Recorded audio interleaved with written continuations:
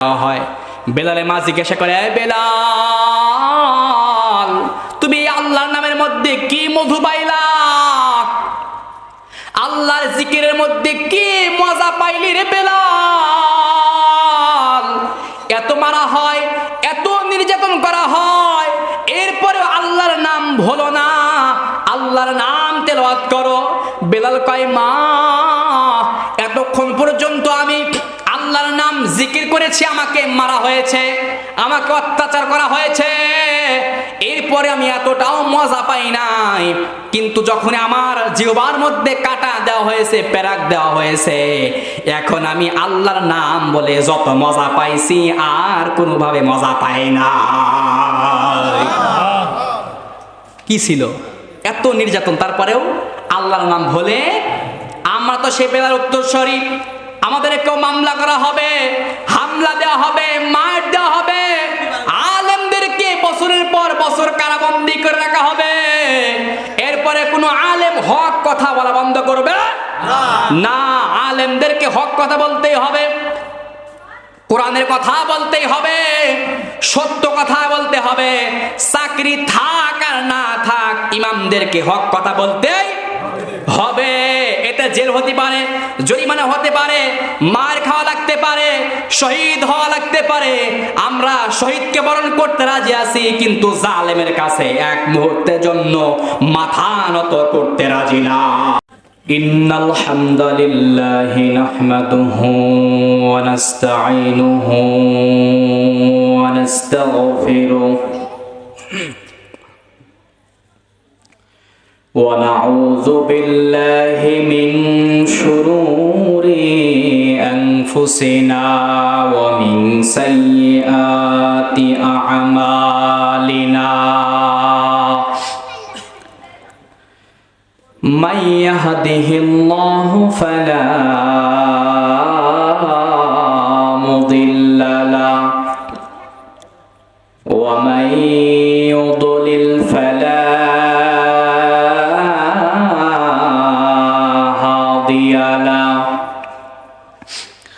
ونشهد أن لا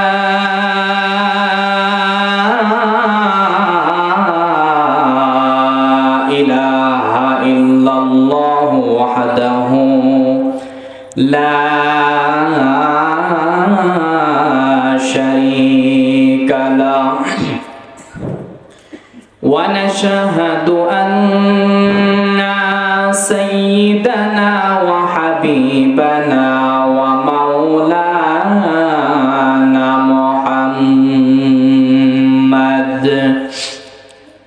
সবাই আমার সাথে মুখ মিলিয়ে বলি, আউযু বিল্লাহি মিনাশ শাইতানির রাজীম। বিসমিল্লাহির রাহমানির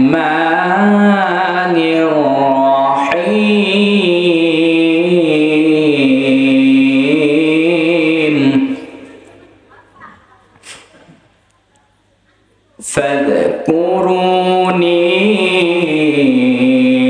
أذكركم واشكروا لي ولا تكفرون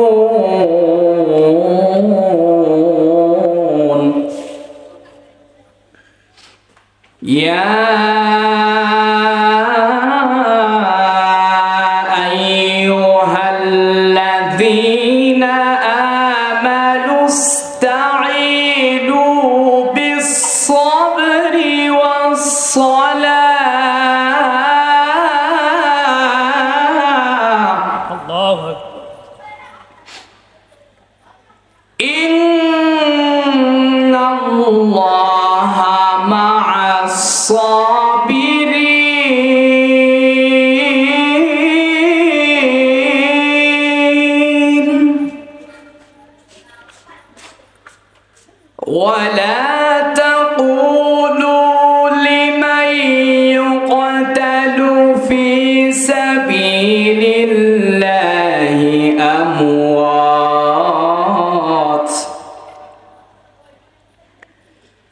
بل أحياء ولكن لا تشعرون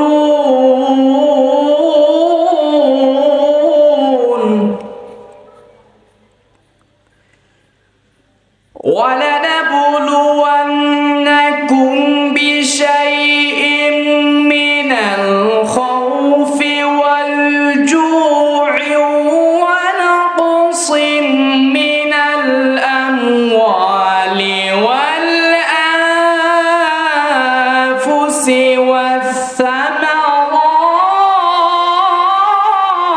والثمرات وبشر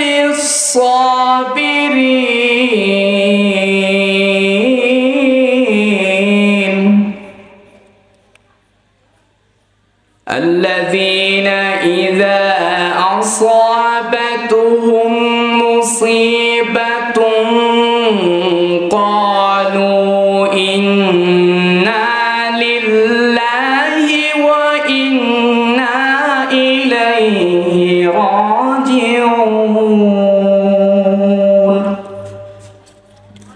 وقال تعالى في شأن حبيبه عامرا ومخبرا إن الله وملائكته يصلون على النبي يا أيها الذين آمنوا صلوا عليه وسلموا تسليما সবাই দুরূদ ইব্রাহিম যারা পাঠ আমরা পারি পাঠ করি আল্লাহুম্মা সাল্লি আলা মুহাম্মাদ ওয়া আলা আলি মুহাম্মাদ কামা সাল্লাইতা আলা ইব্রাহিম ওয়া আলা আলি ইব্রাহিম ইন্নাকা হামিদুম মাজিদ বালাগাল উলা বিকামালিহি কাশাফাত তুজা বিজামালিহি হাসানাত জামিউ খিসালিহি সাল্লু আলাইহি ওয়া আলিহি আমি যদি কখনো তায়েফে যাই বলবো মাটিকে ডেকে নবীজির খুন ঝরলো কোথায় বলে দাও আজ আমাকে তাই প্রতিশোধের দাবানল জ্বালাবো সেথায় বালাগাল উলা বিকামালিহি কাশাফাত তুজা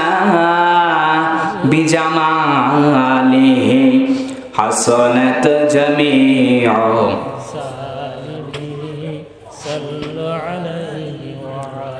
হাজারো ব্যথা বেদনার পরে ফিরে আসনি তুমি আপন ঘরে দিনের আলো তুমি ছড়িয়ে দিতে চলে গেলে মদিনায় মক্কা ছেড়ে হে রাসূল তোমাকে ভুলে আমি কেমন করে হে রাসূল তোমাকে ভুলি আমি কেমন করে খেয়ে না খেয়ে দিন প্রচারের কাজে নিজেকে দিয়েছো বিলিয়ে তায়েফের কাফেরেরা চিহ্ন না সে আলো দুষ্টু ছেলেদের পিছু দিল লেলিয়ে পাথরের আঘাতে ক্ষত বিক্ষত হয়ে সারা শরীর থেকে রক্ত ঝরে হে রাসূল তোমাকে ভুলি আমি কেমন করে, বালাগল উলা বিকামালিহি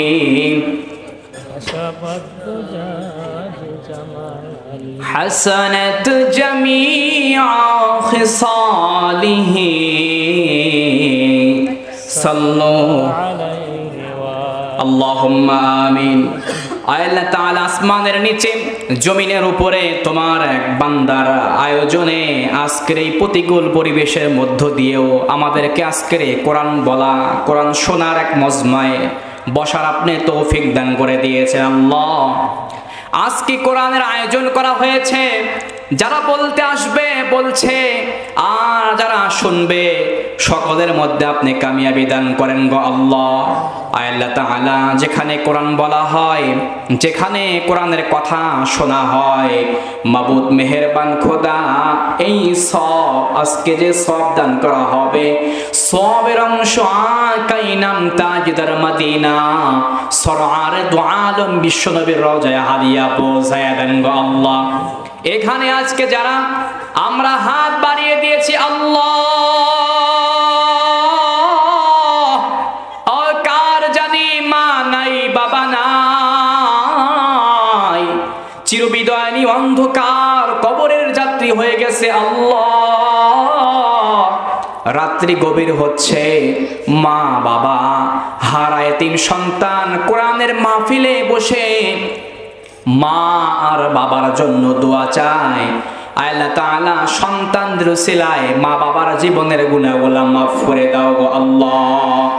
মাবুদ মেহেরবান খোদা, এখানে আমরা যারা হাত বাড়িয়ে দিয়েছি আল্লাহ, আপনি তো সব জানেন, সব দেখেন আল্লাহ। কত গুনাহ আমরা করেছি, কত ভুল করেছি আল্লাহ। তবে মালিক, গুনাহ করার পরে আমরা অনুতপ্ত গো আল্লাহ। গুনার দিকে তাকাইলে, গুনার কথা স্মরণ করলে জাহান্নাম ছাড়া আর কিছু দেখা যায় না গো মালিক। কিন্তু আপনি যে রহমান, আপনি রহিম, আপনার গফফার নামের শান জাহির করিয়া আমাদের জীবনের ভুলগুলা মাফ করে দেন গো আল্লাহ।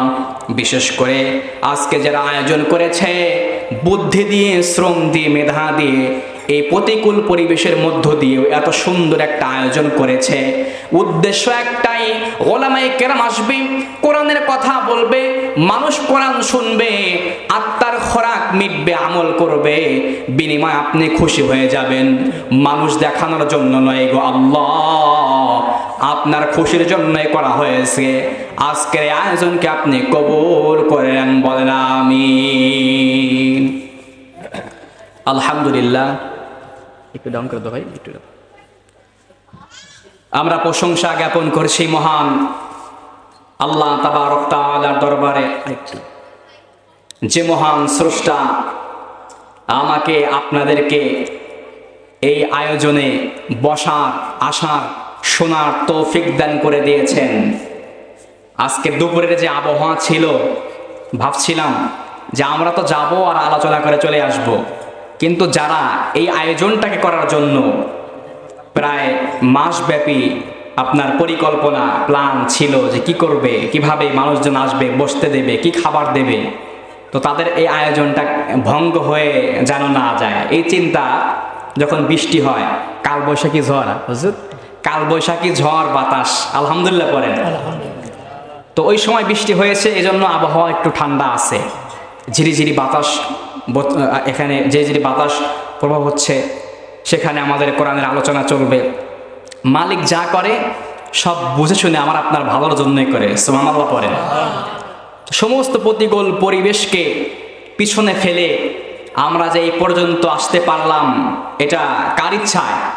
আর জোরে কার ইচ্ছায়? আল্লাহর ইচ্ছায়। এজন্য যে মালিক আমাদেরকে আসার, বসার তৌফিক দান করলেন, কথা বলা, শোনার তৌফিক দান করলেন, আল্লাহ পাকের শিখানো ভাষায় আমরা কালেমাতো শুকর আদায় করছি, বলছি আলহামদুলিল্লাহ। আমার মায়েরা, আপনাদের কণ্ঠস্বর এখান থেকে একটু শোনা যাচ্ছে। তো আজকের এই আয়োজন পবিত্র আয়োজন। আমি জানি সারাদিন আপনাদের পরিশ্রম হয়েছে, আপনারা চেষ্টা করেছেন যাতে সুন্দর হয়, তবে বেশি না, 1 ঘন্টা 2 ঘন্টা আপনারা এত সুন্দর আয়োজন করেছেন, যদি কোনো রকম অনিয়মের কারণে এটা নষ্ট হয়ে যায়, গুনার সবের বাদৌলতে যদি গুনাহ হয়, তাহলে আমাদের ফায়দা হবে। ওয়াইদা কুরিআল কুরআন ফাসতামিউ লাহু ওয়া আনসিতু লাআল্লাকুম তুরহামুন। সুবহানাল্লাহ পড়েন। যেখানে কোরআনের কথা হয় চুপ থাকো আর মনোযোগ সহকারে শোনো, তাতেই আল্লাহ পাক সরাসরি রহমত নাজিল করবেন।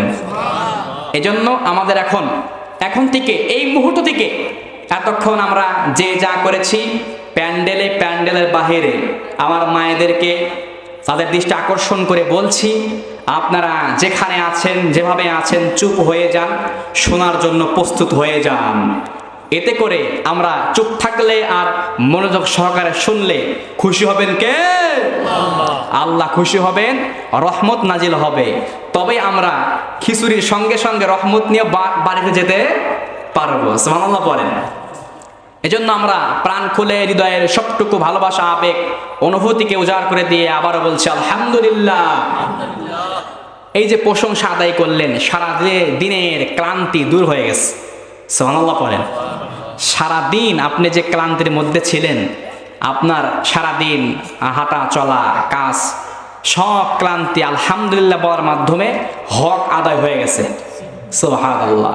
আসুন আমরা সর্বকালের, সর্বযুগের সর্বশ্রেষ্ঠ মানব, যার আগমনে পৃথিবী ধন্য হলো, পথ হারা মানুষগুলি পথের দিশা খুঁজে পেল, সেই নবীজির উপরে আমরা আবেগ নিয়ে, ভালোবাসা নিয়ে, মোহাব্বত দিয়ে, ভালোবাসা সবটুকু উজাড় করে দিয়ে, জবান খুলে স্পষ্টভাবে একযোগে এক আওয়াজে বলছি সাল্লাল্লাহু আলাইহি ওয়াসাল্লাম। আমার পূর্বে যিনি কথা বলেছেন, হুজুর আপনার দরুদ শরীফের আমল নিয়ে কিছু কথা বলতে ছিলেন, দরুদ শরীফ পড়লে কি ফায়দা। এই যে আপনি একবার সাল্লাল্লাহু আলাইহি ওয়াসাল্লাম বললেন, ভাই আপনি বিশ্বাস করেন আর নাই করেন, এই একবার সাল্লাল্লাহু আলাইহি ওয়াসাল্লাম বলার কারণে আল্লাহ পাক আপনার আমলনামা থেকে 10টা গুনাহ মাফ করে দিয়েছে। আরো জোরে সুবহানাল্লাহ। এই 10টা গুনাহ মাফ করে দেওয়ার পরে 10টা নেকি আপনার আমলনামায় আল্লাহ পাক দিয়ে দিছে। সুবহানাল্লাহ বললেন না? এদিকে তাকান। তাহলে একবার সাল্লাল্লাহু আলাইহি ওয়াসাল্লাম বললে আমলনামা থেকে কয়টা গুনাহ মাফ? বলেন 10টা গুনাহ মাফ, এবং 10টা নেক আল্লাহ পাক আপনার আমলনামায় দিয়ে দিছে। এরপরে 10টা রহমত আল্লাহ পাক আপনার আমলনামায় দিয়ে দিছে। বলেন সাল্লাল্লাহু আলাইহি ওয়াসাল্লাম। শুধু এতটুকু সাল্লাল্লাহু আলাইহি ওয়াসাল্লাম বললে আপনার এত ফায়দা। কয়বার? আরো জোরে কয়বার? একবার। যদি আপনি 10 বার পড়েন, 10 বার পড়তে কতক্ষণ সময় লাগবে? সাল্লাল্লাহু আলাইহি ওয়াসাল্লাম, সাল্লাল্লাহু আলাইহি ওয়াসাল্লাম, সাল্লাল্লাহু আলাইহি ওয়াসাল্লাম, সাল্লাল্লাহু আলাইহি ওয়াসাল্লাম, এরকম 5 সেকেন্ড লাগবে কিনা সন্দেহ, তাই না? 10 বার যদি আপনি পড়েন, আপনার আমলনামা গুনাহ মাফ হয়ে যাবে, সওয়াব আল্লাহ পাক দিবেন, রহমত নাজিল হবে। সুবহানাল্লাহ বললেন না? এজন্য দরুদের আমল এটা ছাড়া যাবে। তাহলে আজকে থেকে, এই মুহূর্ত থেকে আমার ভাইরা, প্রত্যেক ফরজ নামাজের পরে কিছু হোক আর না হোক বলবো সাল্লাল্লাহু আলাইহি ওয়াসাল্লাম। পারা যাবে তো ইনশাআল্লাহ? সাল্লাল্লাহু আলাইহি ওয়াসাল্লাম, সাল্লাল্লাহু আলাইহি ওয়াসাল্লাম। ফরজ নামাজের পরে, ফজরের পরে, জোহরের পরে, আসরের পরে, মাগরিবের পরে, এশার নামাজ পরে শুধু 10 বার করে পড়বেন। কয়বার? কমপক্ষে 10 বার করে পারবেন তো ইনশাআল্লাহ? প্রত্যেক ফরজ নামাজের পরে আমরা এই দরুদের আমল আজকে থেকে শুরু হয়ে যাবে। যারা আগে থেকে করেন ভালো, কিন্তু যারা করেন না আজকে থেকে শুরু হবে ইনশাআল্লাহ। আবার ফরজ নামাজের পরে আপনি প্রত্যেক ফরজ নামাজের পরে নবীজি বলেছেন তোমরা পড়ো সুবহানাল্লাহ, আলহামদুলিল্লাহ, আল্লাহু আকবার। জোরে আল্লাহু আকবার। একজন সাহাবী এসে বললেন, ইয়া রাসূলুল্লাহ,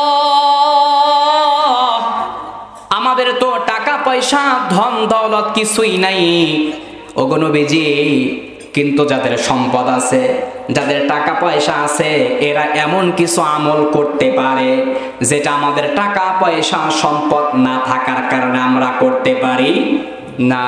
নবীজি বলে, কি বলতে চাও? সাহাবী বলে, ইয়া রাসূলুল্লাহ, তারা সম্পদ থাকার কারণে হজ করতে পারে। বলেন তো আমার ভাইয়েরা, সম্পদ ছাড়া কি হজ করা যায়? যায় না। তারা সম্পদ থাকার কারণে হজ করতে পারে, সম্পদ থাকার কারণে যাকাত দিতে পারে, দান সদকা করতে পারে, জিহাদের ময়দানে যারা যায় এদেরকে সম্পদ দিয়ে সহযোগিতা করতে পারে।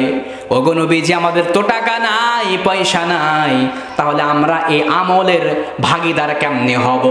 এই সব আমরা কিভাবে অর্জন করব? ও ভাই, আমাদেরও কিন্তু এই প্রশ্ন আসে, আল্লাহ গো, আমাদেরকে তো আপনি এত সম্পদ দেন নাই, টাকা দেন নাই, হজ কেমনে করব? বসে আছি বাংলার জমিনে, কিন্তু আমাদের মন চলে যায় মক্কা মদিনায়। হজ করতে মনে চায় কি চায় না? সম্পদ ছাড়া হবে? হবে না। তাহলে এমন কিছু আমল রয়েছে যেটা সম্পদের সঙ্গে রিলেটেড। আমার নবীজি বলে, চিন্তা নাই, ভয় নাই। কি কয়? কোনো চিন্তা নাই, কোনো ভয় নাই, তোমাদেরকে আমি এমন কিছু আমলের শিক্ষা দেব যে আমল করার মাধ্যমে তোমরা, তারা সম্পদ দিয়ে যে পরিমাণ সওয়াব অর্জন করে, তোমরা আমলের বিনিময়ে সেই পরিমাণ সওয়াব অর্জন করতে পারবে। আর সুবহানাল্লাহ। সাহাবীরা বলে, ইয়া রাসূলুল্লাহ, তাহলে আপনি আমলের কথাগুলো একটু ধীরে ধীরে বলেন। কি করেন? ধীরে ধীরে বলেন। কেন নয়? যদি আমাদের কথা তারাও শুনে যায়, মানে সম্পদওয়ালা ব্যক্তিরা তারাও যদি শুনে যায় আর আমরাও যদি শুনে যাই, আবার তারাও যদি আমল করে, তাহলে তো আবার মিলে গেল। কি হলো? মিলে গেল। আবার তারা সম্পদ দিয়েও সওয়াব কামাইলো, আমল দিয়েও সওয়াব কামাইলো, তুলনামূলক আবার আমলের ভাগীদার তারা বেশি হয়ে গেল। নবীজি সাহাবীদেরকে আমল শিক্ষা দিচ্ছেন যে আমল আপনার সম্পদ নাই, কিন্তু আমলের মাধ্যমে সম্পদ দিয়ে যে সওয়াব কামায়, সেই সওয়াব আপনি ইনকাম করতে পারবেন। আমার কাশীনাথপুরের ভাইয়েরা, আপনারাও কি সে আমল শুনতে চান? বলেন বলেন। আমরাও শুনতে চাই, আমরাও করতে চাই, কারণ আমাদের আমলের দরকার আছে না নাই? আর আছে না নাই? আছে, আমাদেরও দরকার আছে। আর এই আমল এমন একটা আমল যেটা আপনি জানেন, কিন্তু আপনি জানেন না আসলে সরিষার মধ্যে ভূত লুকায় আছে, তাই না হুজুর? অনেক বেশি আমরা আমলের কথা জানি কিন্তু ফজিলত জানি না, এজন্য আমল করতেও চাই না। ফজিলত জেনে জেনে যদি কোনো আমল করেন, হুজুর শিখাবে ইনশাআল্লাহ, তাহলে সেই আমলের মধ্যে মজা আসবে। কি আসবে ভাইয়া? মজা আসবে। নবীজি বলল, শোনো, প্রত্যেক ফরজ নামাজের পরে 33 বার বলবেন সুবহানাল্লাহ, 33 বার বলবে আলহামদুলিল্লাহ, আর 34 বার বলবে আল্লাহু আকবার। জোরে কোন। 33 বার সুবহানাল্লাহ পড়বা, 33 বার আলহামদুলিল্লাহ, আর 34 বার আল্লাহু আকবার যদি পাঠ করো, আল্লাহ রাব্বুল ইজ্জাত আল জালাল তোমাদের আমলনামায় সেই পরিমাণ সওয়াব দিয়ে দিবে, যারা সম্পদ, টাকা পয়সা, ধন দৌলত দিয়ে যারা সেই পরিমাণ সওয়াব অর্জন করেছে, আল্লাহ তোমাদের সেই পরিমাণ সওয়াব দান করে দেবে। সুবহানাল্লাহ বললেন না? আপনাদের মন কোন দিকে? কোন দিকে? হুজুর আসছে, হুজুর কথা বলবে, তখন হুজুরের দিকে তাকাবেন, কিন্তু এখন তো আমার দিকে তাকানোর কথা। হ্যাঁ, নাকি খিচুড়ির দিকে? খিচুড়ি হবে ভাই ইনশাআল্লাহ। আপনার রেজেকে থাকলে আপনি বাসায় যা ঘুমাবেন, হুজুর খিচুড়ি পৌঁছা দিয়ে আসবেন ইনশাআল্লাহ। যদি আপনার রেজেকে থাকে, বাইরে ওদিকে ওদিকে তাকানো যাবে না। ঠিক আছে ইনশাআল্লাহ? তাহলে আমল কি? বলেন বলেন। আপনারা বিরক্ত হচ্ছেন? তাহলে আপনি যদি এই 33 বার সুবহানাল্লাহ, 33 বার আলহামদুলিল্লাহ, 34 বার আল্লাহু আকবার পড়তে পারেন, আপনার আমলনামায় আল্লাহ পাক সেই পরিমাণ সওয়াব দিবে যেটা আপনার সম্পদ না থাকার কারণে আপনি আদায় করতে পারেন না। হুজুর এবার চিন্তা করতেছে, এই আমল দেওয়ার পরে গরিব সাহাবী যারা আছে আমল শুরু করে দিছে, কিন্তু সম্পদ সাহাবীরা তারা বলে, ভাই এই যে আমাদের এই ভাইরা মনে মনে লুকায়া লুকায়া কি জানে আমল করে। কি করে? লুকায়া লুকায়া ফোন টেপে, আমরা এইটা না। সাহাবীরা দেখতো লুকায়া লুকায়া তারা কি আমল করে, লুকায়া লুকায়া কি আমল করে। গোয়েন্দা লাগাও, কি লাগাও। একজন আবার ভালো মিল দিছে যে ভাই তোমরা কি যেন মনে মনে বলো, আছে না গোপন কথা, একটু মিল দিলে বলে দেয়। সরল সোজা মানুষের অভাব কিন্তু নাই। কয় নবীজি আমাদেরকে একটা গোপন আমল শিক্ষা দিছে, যে আমল করলে তোমরা সম্পদ দিয়ে টাকা দিয়ে সব অর্জন করতে পারো, আর আমরা সে আমলের বিনিময়ে সে সব অর্জন করতে পারি। কয় ভাই আমারে আমলের কথাটা বলো না ভাই। ভালো ব্যবহার করে আমলের কথাটা তারাও শুনে ফেলছে। এবার ধনীও আমল করে, গরিবও আমল করে, আবার সমান সমান হয়ে গেছে। সুবহানাল্লাহ, আবার সমান সমান হয়ে গেছে। নবীজি কয় সাহাবীরা কয় হুজুর ওরা তো জেনে ফেলছে। কি কয়? জেনে ফেলছে। আমার নবীজি বলে শোনো, জেনে ফেলছে এটা আল্লাহ পাকের নিয়ামত, আল্লাহ পাকের অনুগ্রহ। আল্লাহ যাকে চায় তাকে সম্পদওয়ালা বানাবেন, যাকে চায় তাকে আমলদার বানাবেন, এটা আল্লাহর ইচ্ছা। তাহলে 2 নাম্বার আমল সুবহানাল্লাহ, আলহামদুলিল্লাহ। এরপরে আমার নবীজি বলেছেন মান সাব্বাহাল্লাহ ফি দুবুরি কুল্লি সালাতিন সালাতা ওয়া সালাতিনা, প্রত্যেক ফরজ নামাজের পরে যে ব্যক্তি পড়বে 33 বার সুবহানাল্লাহ, ওয়া হামিদাল্লাহ সালাসা ওয়া সালাসিনা, 33 বার বলে আলহামদুলিল্লাহ, ওয়া কাব্বারাল্লাহ সালাসা ওয়া সালাসিনা, 33 বার বলবে আল্লাহু আকবার। এই যে 33 কয়বার হয়? কয়বার বলেন? 99 বার। আর বাকি আছে একবার। লা ইলাহা ইল্লাল্লাহু ওয়াহদাহু লা শারীকা লা, লাহুল মুলকু ওয়া লাহুল হামদু ওয়া হুয়া আলা কুল্লি শাইইন কাদির। নবীজি বলেছেন এই 100তম বারে এই দোয়া তোমরা পাঠ করবে। এই আমল যদি কেউ করতে পারে প্রত্যেক ফরজ নামাজের পরে, নবীজি বলেছেন গফরাত খতায়া ওয়া ইন কানা মিসলা যাবাতিল বাহরি, আল্লাহ পাক তার আমলনামা থেকে সব গুনাহ মাফ করে দেয়, যদিও সেই আমলনামায় সমুদ্রের ফেনা পরিমাণ গুনাহ থাকে। সুবহানাল্লাহ, মিস করা যাবে না। পারবো তো ইনশাআল্লাহ। এরকম আমাদের কথা আরো অনেক আছে, কিন্তু বললে তো শেষ হওয়ার নয়, শেষ করতেই হবে। আমার মায়েরা অহেতুক কথাবার্তা না বলে রান্না বান্না করার সময় যদি আপনারা এই আমলগুলা করতে পারেন, খুশি হবেন কে? আরো যদি খুশি হবেন কে? আল্লাহ। আপনি যদি নেককার হতে চান, নেককার মহিলা হতে চান, মা নেক সন্তান জন্ম দিতে চাইলে আপনি অহেতুক কথাবার্তা না বলে, গর্ভে সন্তান না নিয়ে, গর্ভে সন্তান নিয়ে টিভির সামনে বসে টিভি না দেখে এই যে আপনি আমল করেন সুবহানাল্লাহ, আলহামদুলিল্লাহ, আল্লাহু আকবারে তেলাওয়াত করেন, কোরআনের তেলাওয়াত করেন, কোরআন পড়বেন, কোরআন বুঝবেন, কোরআনের কথা চিন্তা করবেন। বলেন তো কোন মা যদি গর্ভে সন্তান নিয়ে কালামের তেলাওয়াত, কালাম করে, আল্লাহর কালাম পাঠ করে, এই সন্তান গর্ভের মধ্যে থাকাকালীন দুনিয়ায় যখন আসবে নেককার হবে নাকি বদকার হবে? এজন্য মায়েরা যারা আছেন গভীর মনোযোগ, নেক সন্তান জন্ম দিতে চাইলে গর্ভে সন্তান নিয়ে কোরআনের তেলাওয়াত করতে হবে। কিসের তেলাওয়াত? কোরআনের তেলাওয়াত করতে হবে, কোরআন পড়তে হবে, তাহলে নেক সন্তান জন্ম দেওয়া যাবে।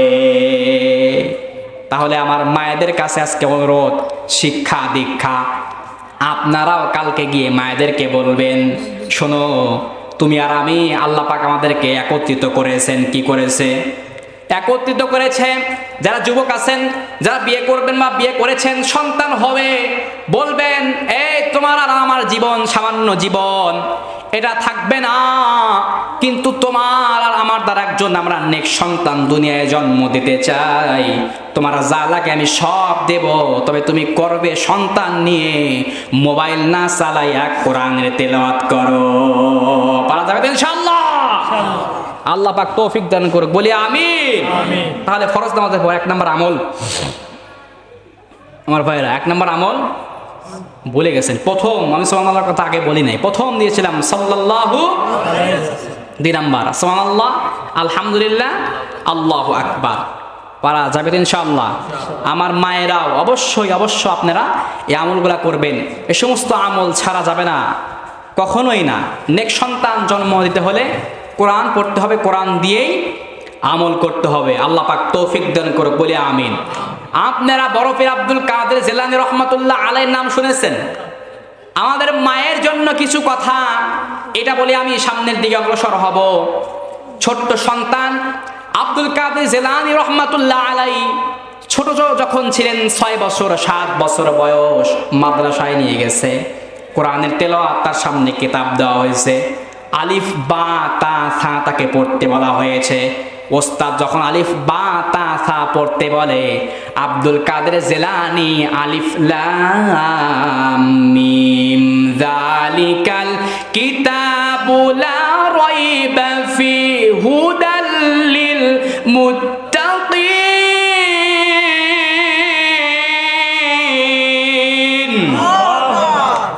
আব্দুল কাদের জিলানী রহমাতুল্লাহ আলাইহি ভাবে পড়তে পড়তে 18 পারা পর্যন্ত তেলাওয়াত করে ফেলেছে।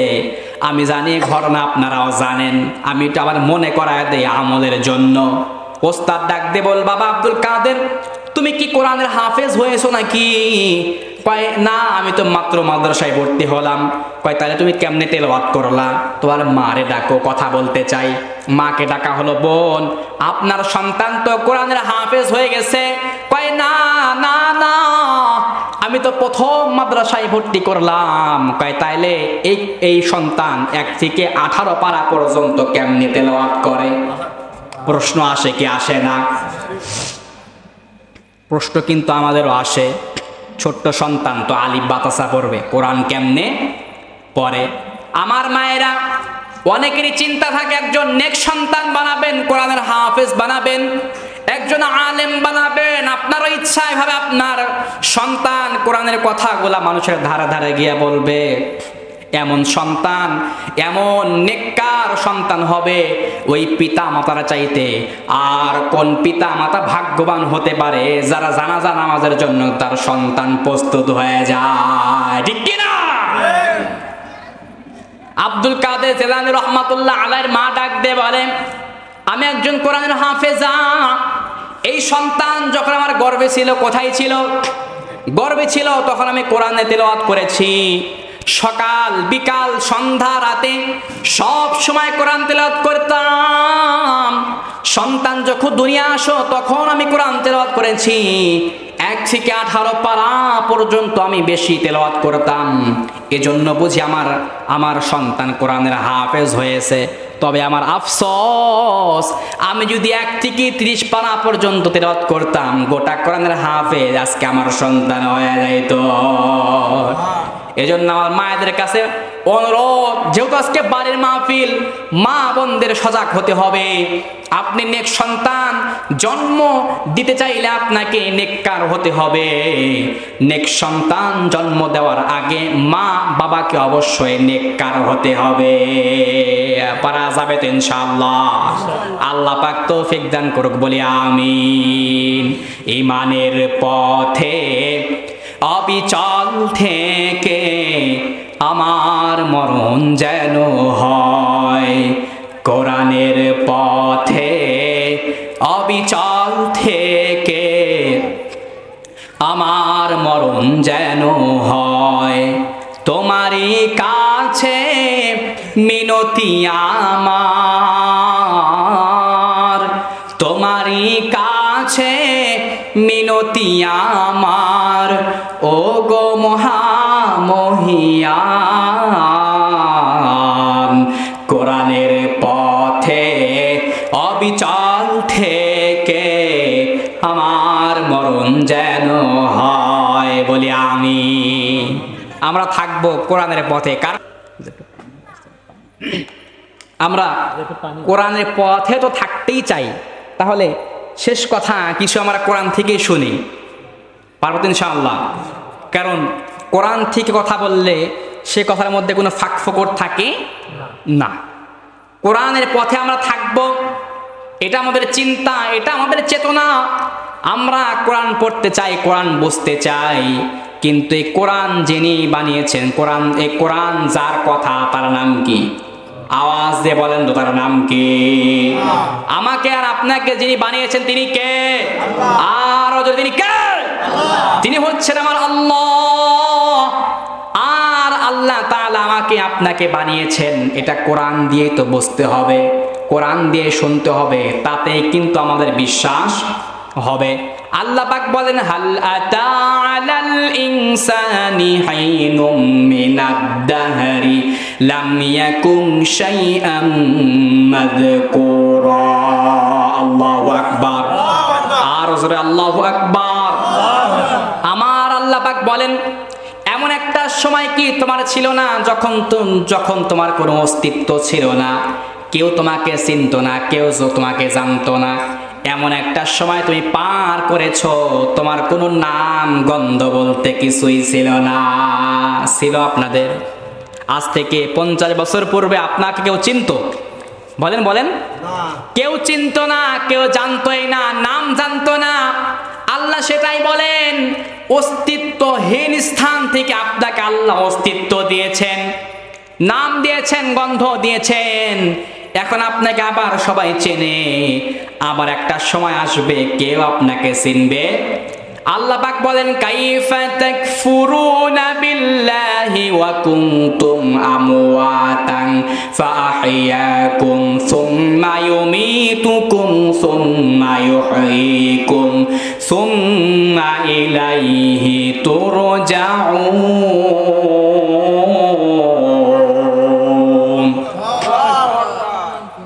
কিভাবে তোমরা আল্লাহর সঙ্গে কুফরি করো? কার সাথে? আল্লাহর সাথে তোমরা কুফরি করো, যিনি তোমাদেরকে, তোমরা ছিলাম মৃত, দিয়েছেন, মৃত থেকে আল্লাহ তাআলা আমাদেরকে জীবিত করেছেন। একটা সময় আমাদেরকে চিনতো না, আমরা ছিলাম মৃত, এখন হয়েছে কি বলেন? জীবিত। আবার আমরা চলে যাব, আবার সেই স্থান থেকে আল্লাহ পাক আমাকে আপনাকে ময়দানে মাহশারে, কিয়ামতের ময়দানে তুলবেন হিসাব নিকাশ করার জন্য। এই কথাগুলোর উপরে কি বিশ্বাস হয়? আর জোরে হয় নাকি? এটা কিন্তু ঈমান। এই কথাগুলোর উপরে বিশ্বাস না করলে ভাই ঝামেলা আছে। এটাই কি ঈমান, পরকালের প্রতি বিশ্বাস রাখা ঈমানের একটি হক। তাহলে যেই মালিক অস্তিত্ব স্থান থেকে অস্তিত্ব দিলেন, আবার এখন আছে, থাকবে না, আবার তুলতে পারেন, কিন্তু নাস্তিকেরা এই কথাটা বিশ্বাস করতে চায় না। তারা বলে, মরে পচে গলে শেষ হয়ে গেলে কিভাবে আল্লাহ আমারে আর আপনারে বানাইবে? কিন্তু যেই মালিক আমাদেরকে অস্তিত্ব স্থান থেকে অস্তিত্ব দিতে পারে, আবার তো তৈরি করতে পারে কি পারে না? বলেন তো ভাই, এই যে আপনাকে এখন আল্লাহ পাক অস্তিত্ব দিয়েছেন, তাহলে এটা কিভাবে দিল জানা দরকার আছে না নাই? আল্লাহ পাক বলেন, ইন্না খালাকনাল ইনসানা মিন নুতফাতিন আমশাজ। আল্লাহু আকবার। আল্লাহ তাআলা বলেন, অবশ্যই আমি তোমাদেরকে তৈরি করেছি, এদিকে অবশ্যই আমি তোমাদেরকে তৈরি করেছি মিশ্রিত শুক্রাণু দ্বারা, নুতফা হতে, মিশ্রিত শুক্রাণু হতে। কোনো অস্তিত্ব ছিল না, মিশ্রিত শুক্রাণু, নুতফা যাকে বলা হয়, পিতার শুক্রাণু আর মায়ের ডিম্বাণু। আল্লাহ রাব্বুল আলামিন মেহেরবান খোদা স্পাম থেকে আমাকে আর আপনাকে বানিয়েছেন এমন মিশ্রিত শুক্রাণু, যেটা আমার আর আপনার মধ্যে বের হলে ফরজ গোসল ফরজ হয়ে যায়। যেই শুক্রাণুর কোনো দাম নাই, যেই পানির কোনো মূল্য নাই, তুচ্ছ, একদম তাচ্ছিল্য, সেখান থেকে তৈরি করলেন নুতফা হতে।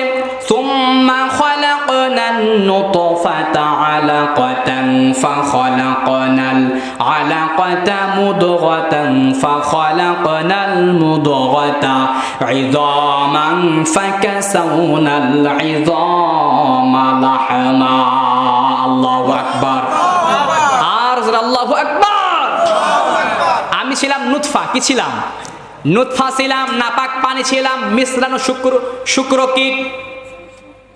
যখন আমি এই নুতফা ছিলাম, মায়ের গর্ভে যখন এই নুতফা প্রবেশ করলো, ধাপে ধাপে ক্রমান্বয়ে এই নুতফা হলো আলাক, রক্তপিণ্ড হলো। বলেন কি হলো? রক্তপিণ্ড হলো। আলাক থেকে হলো মুদগা, মাংসের গোশতের একটা টুকরা হলো। তাহলে প্রথম ছিলাম পানীয় নুতফা, এই মায়ের গর্ভে এটা যাওয়ার পরে ধাপে ধাপে ক্রমান্বয়ে তৈরি হলো আপনার রক্তপিণ্ড আলাক। এবার কয়েক মাস পরে ধাপে ধাপে তৈরি হচ্ছে মুদগা, গোশতের টুকরা। এটা কোথায় তৈরি হচ্ছে ভুলে গেছেন? কোথায়? মায়ের গর্ভে তৈরি হচ্ছে। এরপরে রব্বুল ইজ্জাত ওয়াল জালাল গর্ভের মধ্যে, মায়ের গর্ভে যখন এই মুদগা তৈরি হয়, গোশতের টুকরা যখন তৈরি হয়, দুটি হাত দিলেন, দুটি পা দিলেন, চোখ দিলেন, মুখ দিলেন, সুন্দর চেহারা দান করলেন। আর সুন্দর একটা অবয়ব আল্লাহ পাক আমাকে আর আপনাকে বানিয়ে দিয়ে সবচেয়ে সুন্দর চেহারা দিয়ে আল্লাহ তাআলা আমাদেরকে তৈরি করে দিয়েছে। আর জোরে সুবহানাল্লাহ বলেন তো ভাই, আমার আপনার চেহারা যিনি বানিয়েছেন তিনি কে? দেখতে সুন্দর নাকি ভালো না? হ্যাঁ, কত যে সুন্দর, নিজের চেহারার দিকে তাকাইলে বোঝা যায়। কিন্তু ভাই আমার আর আপনার কাছে, আমরা মানুষকে কালো হলে কালো বলে, বেটে হলে বেটে বলে, লম্বা হলে বিভিন্ন রকমের কথা, অনেক কথাই বলে থাকে। আবার কেউ যদি একটু মোটা হয় এর তো মোটু কয়। কি কয়? ছেলে মানুষ মোটা হইলেও, পার করা গেলেও, কারো ঘরে যদি কন্যা সন্তান মোটা হয়ে জন্ম নেয়, কালো হয়ে জন্ম নেয়, মা বাবার চিন্তার চাইতে পাড়া প্রতিবেশীর চিন্তা বেশি হয়ে যায়। হায় হায়, অমকের মেয়ে এত কালা কে, এত মোটা কে, এটার বিয়ে দিবে কেমনে? এ ভাই, তোমার চিন্তা কেন? তোমার এত টেনশন কেন? কেন কেন? কারণ ওরে তো মোটা বানাইছে, কালা বানাইছেন কে? আর কে? তো এই চিন্তা তো আল্লাহ করবে, আপনার তো মাথা ব্যথা কেন? ঠিক কিনা? মানুষকে তুচ্ছ তাচ্ছিল্য করা যাবে না। চেহারা সুন্দর হলেই যে সে ভালো, সে সুন্দর তা কিন্তু নয়। আবু লাহাবের চেহারা ছিল সুদর্শন পুরুষ, দেখতে সুন্দর ছিল, অগ্নিস্ফুলিঙ্গ বলা হতো, কুরাইশ বংশের ছিল, মক্কার বিখ্যাত ধনী ব্যক্তির মধ্যে কয়েকজনের মধ্যে সে একজন নাম আবু লাহাব। নাম কেন বলেন? আবু লাহাব। আব্দুল উজ্জা যাকে বলা হতো। তাহলে এত সুন্দর, এত চেহারা হওয়ার পরেও সে কিন্তু জান্নাতি হতে পারে নাই, কারণ তার মধ্যে আল্লাহর ভয় নাই। কিন্তু বেলাল দেখতে কালো ছিল, চেহারা সুন্দর ছিল না। একবার তাকাইলে দ্বিতীয়বার তাকানোর আগ্রহ হতো। চুলগুলো ছিল উস্কো খুস্কো, দাড়িগুলো ছিল ফ্যাকাশে। হাবশি বেলাল গোলাম ছিল, ক্ষমতা ছিল না, পাওয়ার ছিল না, কিন্তু আল্লাহর ভয়, আল্লাহর ভয় তার মধ্যে পরিমাণ ছিল। বেলাল শুধু আল্লাহর নাম জিকির করছে। কিসের নাম জিকির করছে? আল্লাহর নাম জিকির করেছে। আর এই আল্লাহর ভয় থাকার কারণে বেলালের নাম শুনলে মানুষ এখন রাদিয়াল্লাহু আনহু বলে দোয়া করে। এজন্য ভাই আমার আপনার সম্মান চেহারায় নয়, ক্ষমতায় নয়, পাওয়ারে নয়। আল্লাহ পাক বলেন, ইন্না আকরামাকুম ইনদাল্লাহি আতকাকুম ইন্নাল্লাহা আলিমুন খাবীর।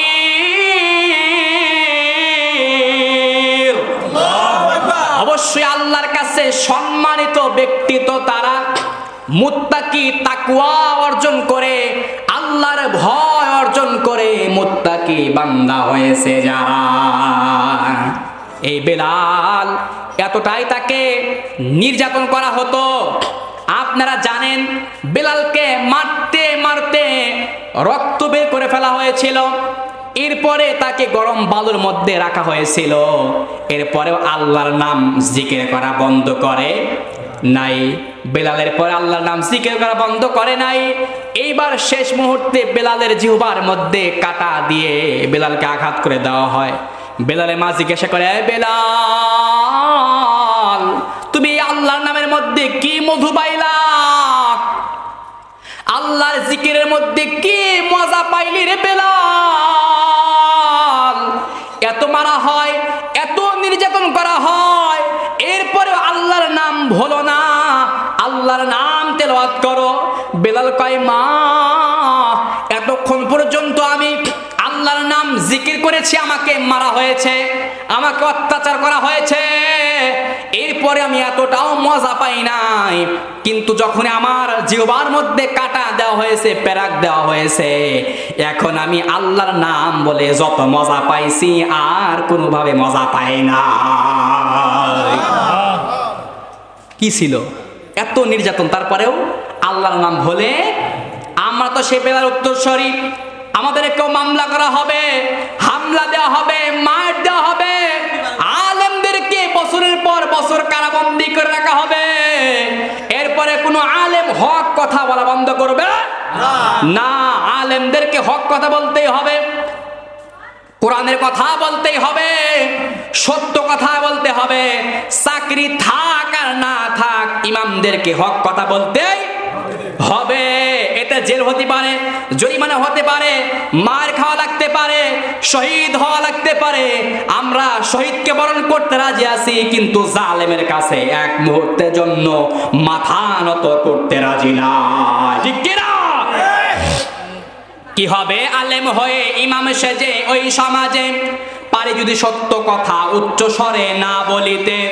কি হবে আলেম হয়ে ইমাম সেজে ওই সমাজে, পারে যদি সত্য কথা উচ্চ স্বরে না বলিতে। চাকরির ভয় করো যদি, ছেড়ে দাও ওই না গতি।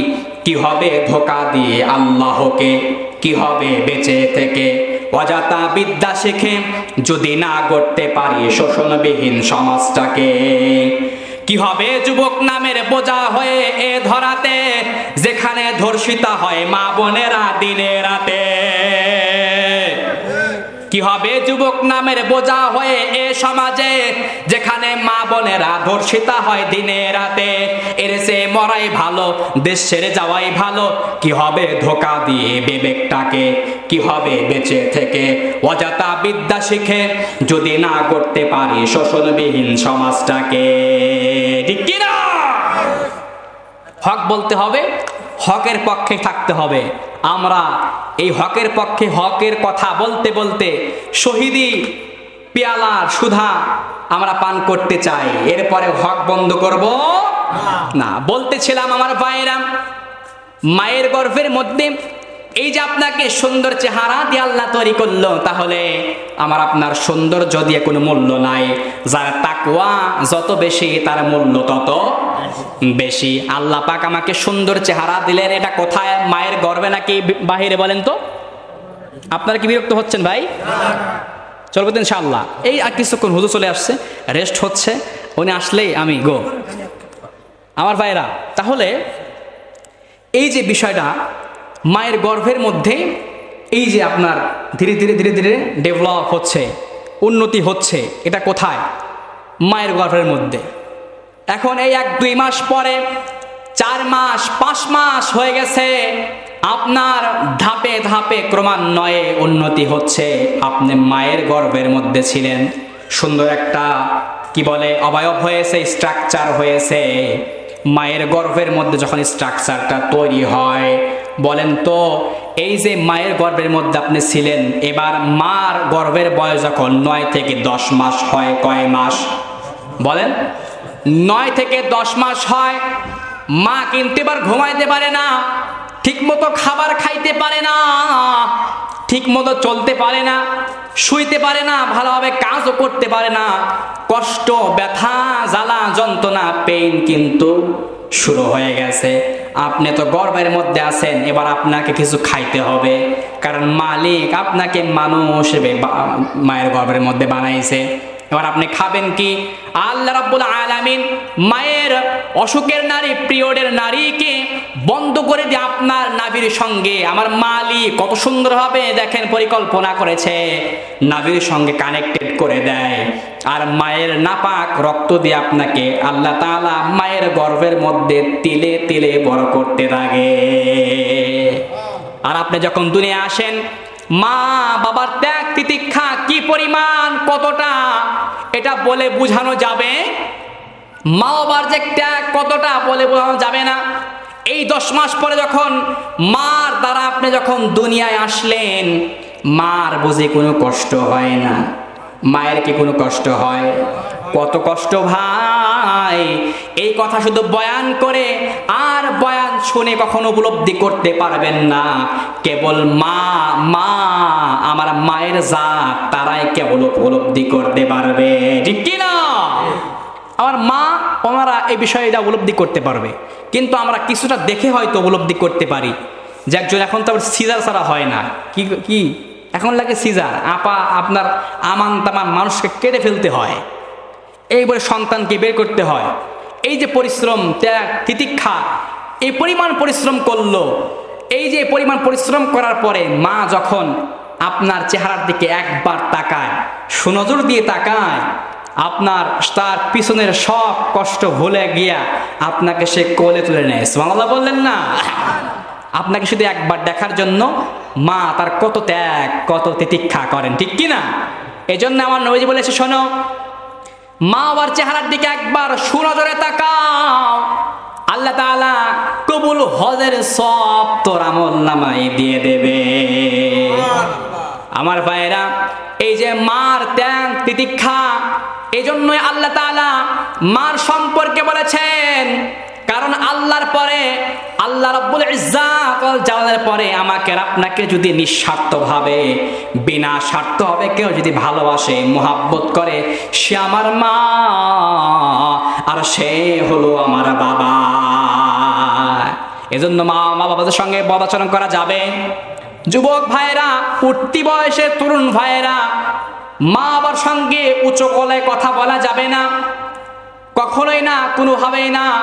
কারণ আল্লাহ তাআলা বলেছেন, ওয়াকাযা রাব্বুকা আল্লা তা'বুদু ইল্লা ইয়্যাহু ওয়া বিল ওয়ালিদাইনি ইহসানা ইম্মা ইয়াবলুগান্না ইনদাকাল কিবারা আহাদুহুমা আও কিলাহুমা ফালা তাকুল লাহুমা উফফিন ওয়া লা তানহারহুমা ওয়া কুল লাহুমা কওলান কারীমা। আল্লাহু আকবার, আর জোরে আল্লাহু আকবার। আল্লাহ তাআলা বলেছেন, আমার চূড়ান্ত সিদ্ধান্ত, চূড়ান্ত সিদ্ধান্ত কার? আওয়াজ দিয়ে কার? আল্লাহর নাম বলতে কৃপণতা করেন কেন আপনারা? আল্লাহর নাম যদি জোরে বলেন খুশি তো হবেন কে? তাহলে আল্লাহ পাক বললেন, আমার চূড়ান্ত সিদ্ধান্ত, আমার ইবাদত করো। ইবাদত করতে বলছেন কার? আল্লাহর ইবাদত করো। আর আমার ইবাদত করার পরে মা বাবার সঙ্গে ভালো আচরণ করো, সুন্দর সুন্দর কথা বলো, ইহসানমূলক আচরণ করো, ভদ্র ভাষায় কথা বলো, উঁচু গলায় কথা বলবে না, এমন ব্যবহার করবে না। ফালা তাকুল লাহুমা উফফি ওয়া লা তানহারহুমা ওয়া কুল লাহুমা কওলান কারীমা। এমন ব্যবহার করা যাবে না মা বাবা কষ্ট পেয়ে আমার আপনার ব্যবহারে ও শব্দটা বলে ফেলে, এটা করা যাবে না। এই মা বাবাদের মধ্যে যদি কোনো ব্যক্তি বৃদ্ধ হয়ে যায় অথবা দুইজন যদি বৃদ্ধ হয়ে যায়, তোমরা মা বাবার খেদমত করো। আর মা বাবা যদি আল্লাহ দরবারে চলে যায়, দোয়া করো, রব্বির হামহুমা কামা রব্বায়ানি সগীরা, রব্বির হামহুমা রব্বায়ানি সগীরা।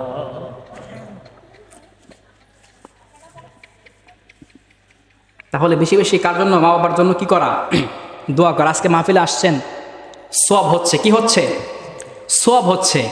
এই সওয়াব আমরা আপনাদের যাদের মা বাবা নাই তাদের জন্য আমরা বকশিশ করে দিলাম, আল্লাহ পাক পৌঁছায়া দেন। বলেন আমিন। আখিরি মোনাজাতে হুজুরের সঙ্গে দোয়া করবেন, আল্লাহ মা বাবা নাই, আপনি মা বাবার জীবনের গুনাহ। আমরা প্রত্যেক নামাজে মোনাজাতে হুজুরের সাথে বলবো, রব্বির হামহুমা কামা রব্বায়ানি সগীরা। আল্লাহর কাছে বলবে, আল্লাহ আমার এই মা বাবা ছোট সময় আমি যখন ছোট ছিলাম তারা যেমন ভাবে লালন পালন করেছে, ওগো মালিক তুমিও তাদেরকে সেইভাবে লালন পালন করিও, আমিন। যে মায়াময় ছোট থেকে,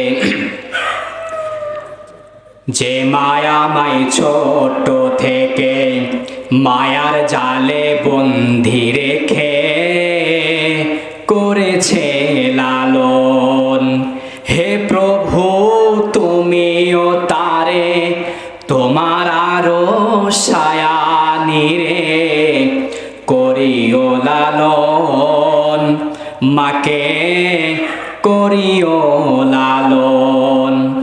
যে মা সদাই আমার পাশে সুখে দুঃখে থাকতো বসে, সে মা সদাই আমায় ছেড়ে চলে গেছে বহু দূরে। যে মা সদাই আমার পাশে সুখে দুঃখে থাকতো বসে, সে মায়াজি আমায় ছেড়ে চলে গেছে বহু দূরে। হে প্রভু তুলেছি দুহাত, তুমি তারে দাও গো নাজাত, করে নাও আপন। হে প্রভু তুমিও তারে তোমার আরো সায়ানি রে করিও লালন, মাকে করিও লালন। সবাই বলি আমিন। মা বাবা, তাহলে আল্লাহর পরে আমাকে নিঃস্বার্থভাবে ভালোবাসে কে বলেন তো? মা আর বাবা ভালোবাসে। এছাড়া মা বাবা বাদ দিয়ে পৃথিবীর মানুষ আপনাকে ভালোবাসে, এর মধ্যে সার্থকতা আছে। সার্থকতা, স্বার্থ আছে যতদিন, ভালোবাসা রয়েছে ততদিন। কিন্তু মা বাবা নিঃস্বার্থভাবে আমাকে আর আপনাকে মহাব্বত করে। মানুষ আসলে মানুষকে মহাব্বত নিঃস্বার্থভাবে করে না। মানুষ ফুলকে ভালোবাসে, গাছকে নয়। মানুষ তার সফলতাকে ভালোবাসে, মানুষকে না। তবে ভাই, ফুল আর সফলতা ছাড়া সারা জীবন থাকে না, থাকে গাছ আর মানুষ। এজন্য ভালোবাসলে, মহাব্বত করলে মানুষকেই বাসা উচিত, ঠিক কি না? কারণ সবার উপরে মানুষ সত্য, তাহার উপরে নাই। এজন্য মানুষকে আমাদেরকে মহাব্বত করতে হবে। নবীজি মানুষকে ভালোবাসতেন, মহাব্বত করতেন, সে ইহুদি হোক, খ্রিস্টান হোক, জালেম হোক। একদিন নবীজি ইহুদির লাশ দেখে দাঁড়ায় গেছে। তো সাহাবীরা প্রশ্ন করলে, ইয়া রাসূলুল্লাহ, উনি তো ইহুদি, আপনি ইহুদির লাশ দেখে কেন দাঁড়ায় গেলেন? নবীজি বলেন, আওয়ালাইসাত নাফসান, উনি কি মানুষ না? তো মানুষ হিসেবে তোমার দায়িত্ব যে ওনাকে সম্মান করা, তাই না? এজন্য মানুষ হিসেবে আমাদের ভালোবাসা, মহাব্বত থাকবে। পারবো তো ইনশাআল্লাহ? তাহলে ভাইয়েরা, আল্লাহর ইবাদত করার পরে মা বাবার খেদমত করা, মায়ের মহাব্বত করা, ভালোবাসা। কারণ নবীজি বলেছেন, মা বাবার ঋণ কখনো শোধ হবে না। একজন সাহাবী বয়ান শোনার পরে বলতেছি, ইয়া রাসূলুল্লাহ, আমি আমার মাকে নিয়ে মক্কার তাওয়াফ আমি তাওয়াফ করেছি, কাঁধে করে নিয়ে কষ্ট পরিশ্রম করার মাধ্যমে আল্লাহর ঘর তাওয়াফ করেছি, এতে করে কি আমার মায়ের ঋণ শোধ হয় নাই? আমার নবীজি বলে, শোনো, তুমি যদি তোমার শরীরের চামড়া কেটে যদি মাকে জুতা বানিয়ে দাও, আর মা যদি সারা জীবন এই জুতা পায়ে দেয়, এরপরেও এক ফোঁটা দুধের ঋণ শোধ হবে না, ঠিক কিনা? মা বাবার সঙ্গে বলছে আচরণ করা যাবে না, মা বাবার সঙ্গে উচ্চ স্বরে কথা বলা যাবে না। আবার একজন সাহাবী বললে, ইয়া রাসূলুল্লাহ, আমার সুন্দর ব্যবহার পাওয়ার সর্বপ্রথম যোগ্য কোন ব্যক্তি, আমার মা নাকি বাবা? নবীজি কয়, তোমার মা। কি কয়? বলেন, তোমার মা। দ্বিতীয়বার তোমার মা, তৃতীয়বার তোমার মা, চারবারের মাথায় বলে তোমার বাবা। এর মানে এই নয় যে বাবাদেরকে নবীজি বঞ্চিত করেছেন। তো যদিও মায়ের হক বেশি, মায়ের পরিশ্রম বেশি, মায়ের ত্যাগ বেশি, জন্য তিনবার। এর মানে এই নয় যে বাবাকে আমরা ফালায় দেব, কারণ বাবাদের অবদান ভোলার মতো না। আজকে যে এখানে বসে কথা বলি ভাই, এই যে মা বাবার দোয়া ছাড়া সম্ভব হয় নাই। মা দোয়া করে, বাবা দোয়া করে, জন্য কোরআনের কথাগুলো মানুষের সামনে বলা যায়। মা বাবার দোয়া ছাড়া কখনোই কোরআনের কথাগুলো বলা সম্ভব হবে না। মায়েদেরকে নিয়ে বললাম, মাকে নিয়ে নাশিদ বললাম, গজল বললাম। বাবার হয়তো চিন্তা করতেছে আমাদেরকে নিয়ে তো কিছু বলে না। বাবা দিয়েও একটা গজল আছে, কইব নাকি? বাবা শুধু বাবা নয়, এক সৈনিক, খেটে যায় আজীবন সে তো দৈনিক সংগ্রামী, সে যে সংগ্রামী, খুব দামি, সে যে খুব দামি। বাবা শুধু বাবা নয়, এক সৈনিক, খেটে যায় আজীবন, সে তো দৈনিক সংগ্রামী, সে যে সংগ্রামী, খুব দামি, সে যে খুব দামি। থেমে যায় সব তবু সে তো থামে না, ঘেমে যায় দেহ তার, সে তো ঘামে না। থেমে যায় সব তবু সে তো থামে না, ঘেমে যায় দেহ তার, সে তো ঘামে না। বাবা তুমি আমার দু চোখে দেখা পৃথিবীর সেরা মানুষ, বলেন না মারহাবা। এজন্য ভাইরা আমার, বোনেরা, মা বাবার সঙ্গে বদ আচরণ করা যাবে? মা বাবার সঙ্গে বদ আচরণ করা যাবে? কখনোই না, না, কোনোভাবেই না। কিন্তু মা বাবা এখন এই যে সামান্য মোবাইল কিনে না দেওয়ার কারণে মা বাবার সঙ্গে বদ আচরণ আছে না নাই? এই তো আজকের এই নিউজ, এক ছেলে তাকে মাকে কোপায়া হত্যা করে ফেলছে। রোজার মধ্যে আপনারা অনেকেই এই সংবাদ দেখেছেন, পিতা গেমস খেলায় বাধা দেওয়ার কারণে পিতাকে নামাজরত অবস্থায় সন্তান কুপিয়ে হত্যা করে ফেলছে। বলেন তো এরা কি সন্তান? এরা সন্তান, এরা জালেম। আর এই যে ভাইরাসের কারণে এই বদামলগুলো শুরু হয়ে গেছে। আমার ভাইয়েরা, সন্তানকে যদি বড় বানাইতে চান আল্লাহর কাছে বলতে হবে, ইব্রাহিমের মতো নেক সন্তানের দোয়া আল্লাহর কাছে করতে হবে, রব্বি হাবলি মিনাস সলিহিন ফাবাশশারনাহু বিগুলামিন হালিম। আল্লাহু আকবার। আল্লাহর কাছে চাইতে হয়, না চাইলে পাওয়া যায় না। মা বাবার দোয়া আল্লাহর কাছে পৌঁছায় যায়। লিল্লাহে